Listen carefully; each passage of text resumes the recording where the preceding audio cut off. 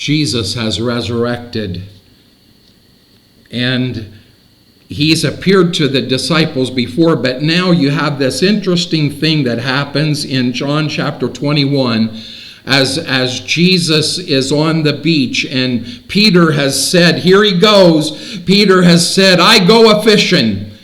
And his partners say, we'll go fishing with you. And they go out fishing, and all of the experience that happens leads to this moment in time as Jesus and Peter are walking alone. In the midst of his failure, Peter remembers very, very clearly, you can bank on that, Peter remembers very, very clearly the 3 times standing denying his Lord. And now he's standing beside his Lord in the midst of his failure. And Jesus says to him, Peter, do you love me? Yes, Lord, I love you. Jesus doesn't say, well, go back and pay penance for the things that you did. Say so many this and do so many this, and then I will forgive you. Hogwash. We're not going to worry about what happened in the past, Peter. Feed my sheep. It was brought to me, and I found that very, very interesting. And I know there's several things happening in this conversation. I am told that Jesus is using the term agape, unconditional love. Do you unconditionally love me, Peter? And Peter is saying, phileo, I love you, Lord, like a brother. And Jesus, yes, but Peter denied him 3 times.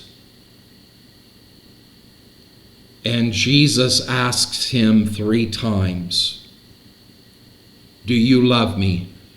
3 opportunities. Peter, you had the opportunity to do it and you failed. But here it is, your opportunity to testify and profess your faith in me. But Peter, if you're going to love me, there is a work for you to do.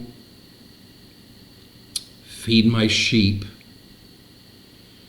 Feed my lambs, Peter. Don't sit in the midst of your depression and your despair and your discouragement because you let me down, because I told you before you, before you even did it. I knew before you even did it what you was going to do, but there was a plan, Peter, and I was going to make you a warrior, but you was going to carry a different kind of net. You was going to carry a different kind of a sword, and you was going to become a warrior for me. In the midst of your failure, Jesus Christ will not cease to call out to you to be his warrior and his servant.